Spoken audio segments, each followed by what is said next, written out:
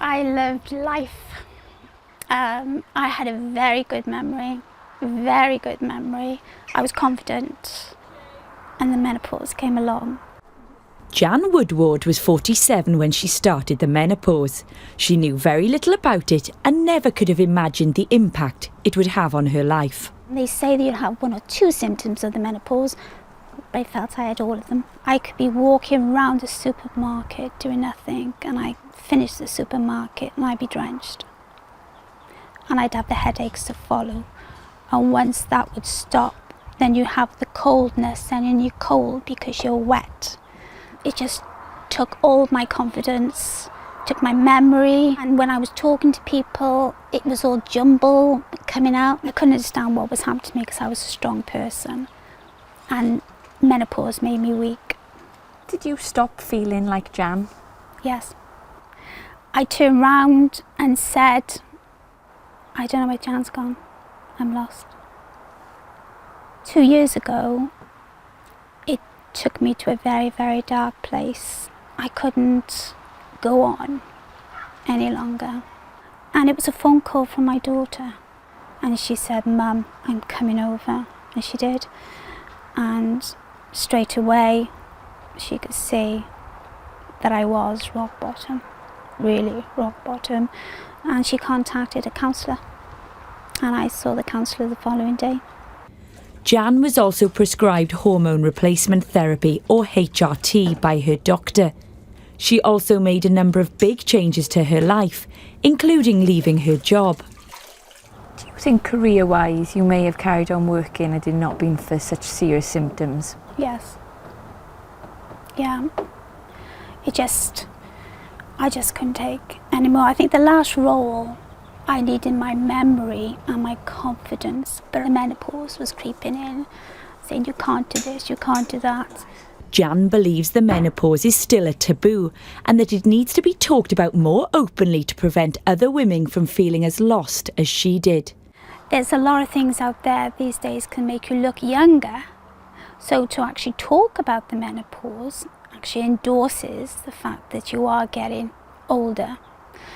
There's not enough out there to support women with the menopause. I've learned to deal with it, live with it, adjust my way of living with it. It's become part of me. It's not going to go away. So you learn, especially over 12 years, how to deal with the menopause.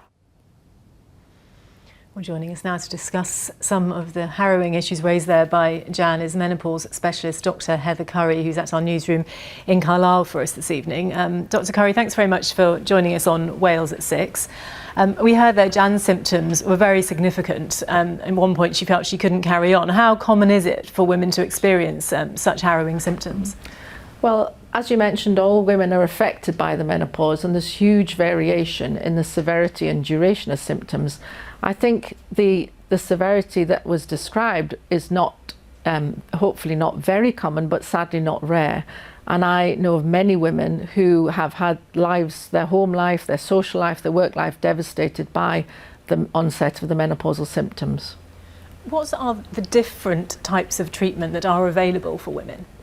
Well, as we mentioned, HRT, that replaces estrogen. So the whole reason for menopausal symptoms is that we become low in estrogen, and the consequences are a result of that. So HRT is the most effective treatment, and indeed it aims to replace the estrogen that our body stops producing. Some people might be concerned about HRT because there has been links to risks of cancer. Is that a concern that they need to be worried about? There's been lots of documents and guidelines published about HRT, and especially the NICE guideline published almost 3 years ago confirmed that it's the most effective treatment, and for the majority of women that have menopausal symptoms, the benefits far outweigh the risks. The cancer that many people worry about is association with breast cancer, but what we have to remember is this link is a very small association, and it's believed that if there is an increase in risk of being diagnosed with breast cancer, it's related to the HRT promoting cancer cells that are already present, not actually causing the cancer. And what we also must keep in mind is diet and lifestyle is hugely important, both for menopausal symptoms and for improving our long-term health. And in fact, being overweight is a far bigger risk for breast cancer than the use of HRT. But women are very different, and the aim as health professionals is that we should just give women accurate advice and support so that they can make informed decisions about how they manage their menopause. And just briefly, where is the best place to go then for that advice and support? There's lots of resources online. There's British Menopause Society supports health professionals. Their patient arm is Women's Health Concern, and I run a company, Menopause Matters, which has a website, and we also publish a magazine. So there's lots of information available for women, and I would just urge that they seek information and discuss it with their GP. Dr. Heather Currie, thank you very much indeed. I'm sure many people will find that very helpful indeed.